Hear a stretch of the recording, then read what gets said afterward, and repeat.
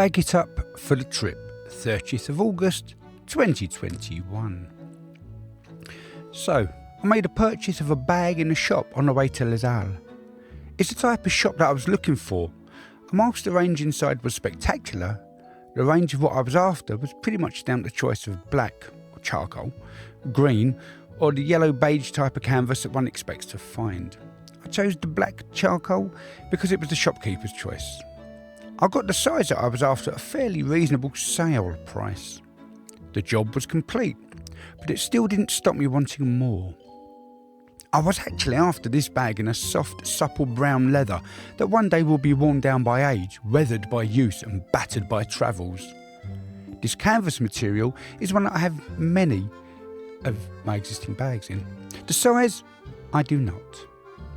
And for those times when I require leather, I have two rather nice ones, one of which is waiting for me back in the chambre at the Hotel Art de Quartier Latin.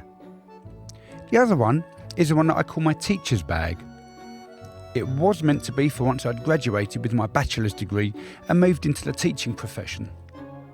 It's been under my bed now for pretty much 4 years, along with a handful of other too small for weekend, yet too large for everyday use bags. Last night, I decided to take myself for a walk. With Paris, whilst I feel like I know my way around, I still at times don't know how to connect the areas. This isn't the reason I took the metro from Gare du Nord to Jussy upon arrival. The reason I took the metro was because it was time I took the step to not walk and train myself in the French underground system. The strange thing is that it didn't feel strange, it felt normal, regular, natural.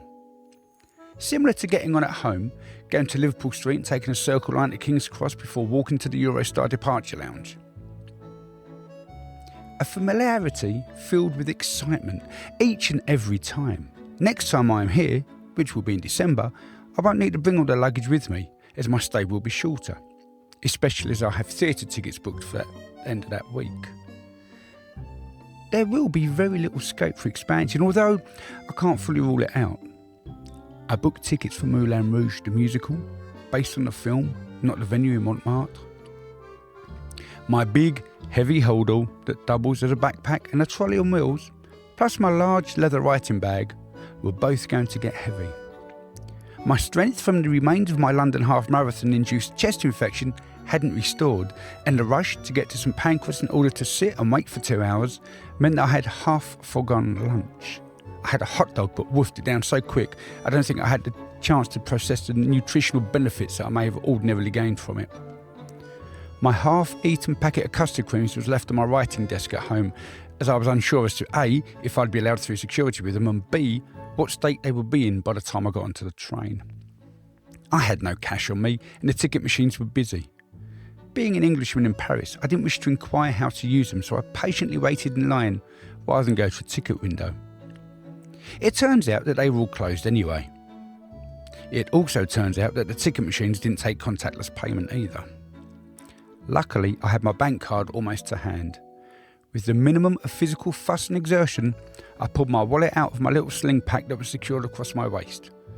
Naturally, being security conscious, my bank card was in a pocket in my jacket, which was in my locked bag. But that was fine, except I couldn't find the key in my large leather writing bag for a while. With the key found, the bag unlocked and the jacket removed, I was able to extract the bank card and be ready to use it as I approached the machine. All that was left was to quell the adrenaline enough so that I could manipulate the touchscreen and get it to display English for me. Do you ever get to the point where you know everything is going to be okay, and then something else happens that makes you doubt your own ability to survive a tourist incident? Luckily, that moment passed in an instant as I jabbed my shaky finger on the screen and requested a single one-trip billet for €1.90. Except I needed to change lines. Is this enough for what I want? Will I be made to pay a fine and spend hours trying to explain using Google Translate what I was after? Or should I just get out at Odéon and walk the unknown path to Rue des Écoles? I decided to brush up on my proverbs and bite the bullet. It was a strange sensation. To enter the station initially, you pop this little white piece of card into the machine and it ejects out of the top like a small piece of uncooked toast.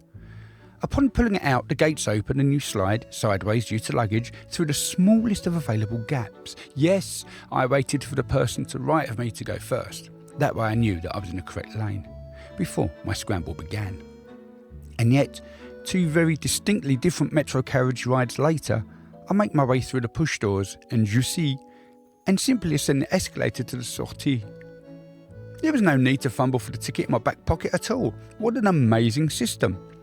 As long as you can get in, they trust that you've paid. It really is a fabulous way of doing things, and one price fits all. None of this zone malarkey like with the whole London Underground piff-paff. In London, if I want to go from east to central, I have to go through zones 4 to 1.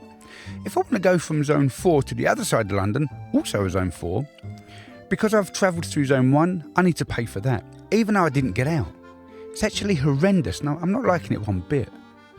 Add this onto the mess that is a congestion charge in now the ultra-low emission zone for cars, and it almost feels like unless you cycle, there's no cost-effective way of getting around London. Except the overcrowded and underprovided buses, God bless them. Maybe we need to take a leaf out of the Parisian book and re-evaluate public transport. So, I took a walk last night, and despite not knowing where I was truly going, I spent about 2 hours simply wandering around. I went to the Pantheon, to Odeon, through the Latin Quarter and back to the hotel. I knew every part of the journey except how those places were connected. Until then. And if I'd had my new small canvas writing bag with me, I would have stopped in a bistro and written all of this up last night. I could then have written something different to this entry after my lunch at Opé Tranquille, in a seat along the same section as last time. However, here I am now, once more with my old friend Vanille Le Chat, sitting beside me.